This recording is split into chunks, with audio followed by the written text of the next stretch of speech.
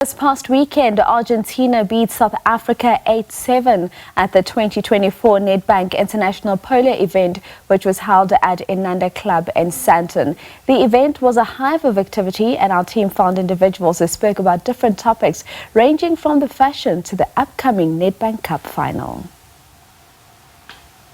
The growth of the sport, Argentina have got a rich history in the sport of polo. The one thing that's helped them along is the fact that they've always invested and plowed back into a sport like polo. What sort of development initiatives are you guys involved in terms of growing the sport and making sure that not only is it sustainable, but also making sure that it reaches all the other markets that are not normally in it?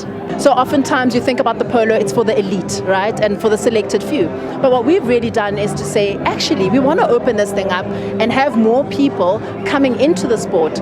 You'll see in the outer years, some of our plans is really on that developmental level, exactly to your point around how might we start growing it from the grassroots? How might we create those points of access where people don't usually have access to sporting codes, like the polo. Two teams in the Nedbank Cup final.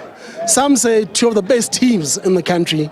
Sundowns are looking for that trophy. Pirates are desperate to defend their trophy. Just give us a brief summary of what you've thought of the two teams, especially Sundowns after the heartache of not going one step further in the Champions League. Yeah, I think they say the cream rises to the top.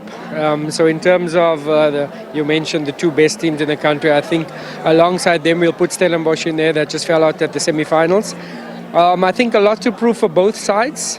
Orlando Pirates seem to be cup kings now. They are the holders of the tournament, so they'll be confident going into this one. But if you look at Mamelodi Sundowns, as you mentioned, as you so rightly mentioned, is that the despair of falling out of the Champions League at the semi-finals. I think they're going to be so much more focused, having wrapped up the DStv Premiership, needing to add a cup because they haven't won a cup this season, you know. So I think that Sundowns will be taking their maximum.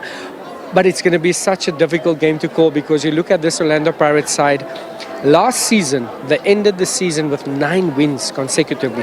This season, they're showing that same form at the back end of the season. Right, we're still here at the 2024 Nedbank International Polo. We are now joined by the beautiful Palisa Mukobong. She is the founder as well as designer at Mancho. Palisa, thank you so much for joining us. Firstly, you look stunning. Thank you. You're so kind.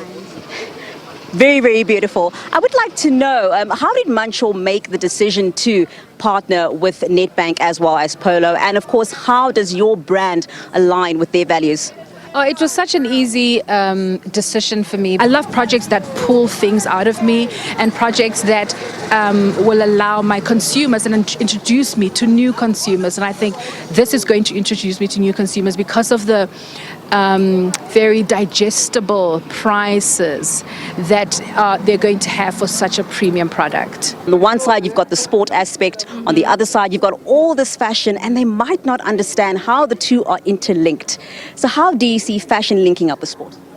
I think they both require the same amount of passion. You know, people who love fashion are really into it, and people who love sport are really into it. I think that the synergy is passion. That's what it is. I definitely agree with you there. The synergy is passion. Thank you so much for your time. Thank you so much for joining us. That is Palisa Mukobong. She is the founder as well as designer at Mancho. Of course, joining us here at the 2024 Nedbank International Polo.